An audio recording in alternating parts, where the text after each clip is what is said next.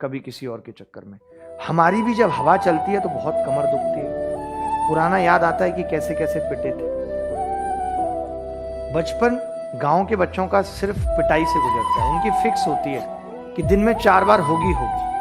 सुबह उठने पे होगी एक बार, उसके बाद 11 या 12 बजे के बीच में होगी, फिर 3 और 4 के बीच में, फिर 8 से 9 के बीच में पिट के वो सोते। गांव के बच्चे की फिक्स है 4 बार। छोटी छोटी बातों पे ही होगी। मान लेते हैं घर में कोई रिश्तेदार आ गया, तो गांव का बच्चा क्या होता है बेचारा, बड़ा भुक्कड़ सा होता है। मतलब आप तो पता ही है क्या मिलेगा, रोटी सब्जी, दिन रात रोटी सब्जी खाए रहे, कुछ नहीं, इसके अलावा कुछ नहीं कि भाई उसको गाजर का जूस मिल रहा है ये वो।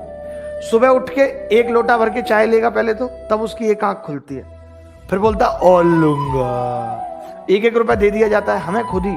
मैं आपको अपने टाइम की बात बता रहा हूँ, ज्यादा पुराना टाइम नहीं है। हमें खुद 1-1 रुपया दे दिया जाता था कि अपनी चॉइस का नाश्ता करो। बस ये गांव में थोड़ा अलग फैसिलिटी है कि शहर में तो पोहा बन के रख गया, सबको खाना है भाई, ठीक है। बट गांव में क्या होता है, सबको 1-1 रुपया दे दिया जाता है, अपनी अपनी चॉइस का नाश्ता ले आओ। तो गांव में क्या होता है कि जब कोई रिश्तेदार आता है, जैसे तो उसके लिए नाश्ता मंगाया जाता है पार्ले जी की बिस्किट। तो जो गांव का लड़का होता है वो ऐसे बैठ जाता है, ऐसे हाथ करके, और उसकी निगाह नाश्ते पे होती है। और रिश्तेदार भी चिढ़ाने के लिए भाई साहब बार बार पूछेंगे, बेटा लो लो, आप भी लो। अब वो रिश्तेदार की तरफ देखता है, फिर अपनी माँ की तरफ देखता है, माँ ऐसे आंख निकाल देती है। माँ को तो पता है कि यही बिस्किट का पैकेट उठा के रखना है अगले रिश्तेदार के लिए, तो ऐसे आंख निकाल देगी, नहीं अंकल मैं नहीं लूंगा, अंकल नहीं, सॉरी अंकल नहीं, मैं नहीं लूंगा। मन कर रहा है अंदर से कि भाई मिले बिस्किट, लेकिन नहीं। और रिश्तेदार जानबूझ के चिढ़ा रहे हैं, जबकि उनके घर की भी सेम कहानी है।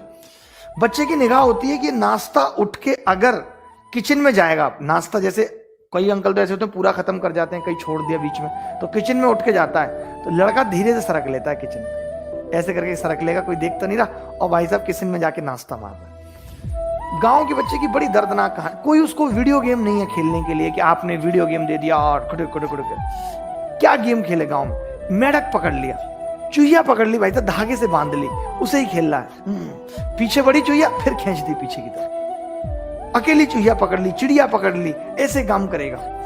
थकता नहीं है भाई साहब, मेढक थक जाएगा, भाई छोड़ दे अब तो छोड़ दे, हमें भी कुछ करना है मेढकी के साथ। तो बहुत अजीब ही लाइफ होती है गांव के बच्चों की। जगाया भी जाता है तो बहुत बेतुके और बदतमीज तरीके से उनको जगाया जाता है।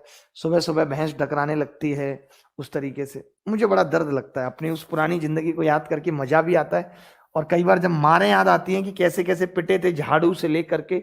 ऐसा कोई हथियार नहीं होता, माँ के हाथ में चमचा होता तो चमचा फेंक के मार देती।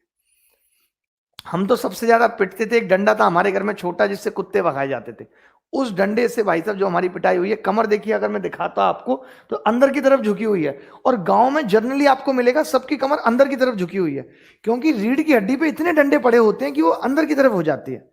आप पूछ लेना, मेरा गांव रामपुर है और उसमें एक नरेंद्र जी थे, उनकी कमर ऐसे हो गई थी, क्योंकि बचपन में उनकी माँ ने उन्हें फूकना मार दिया था। फूकना समझते हैं, जिससे चूल्हे में हवा फूकी जाती है, हम भी पिटे हैं उससे कई बार। तो हमेशा कमर ऐसे रहेगी, वो सब पिटने का असर है। भगवान न करे आपको ऐसे गांव में कोई जन्म दे। चलिए सवाल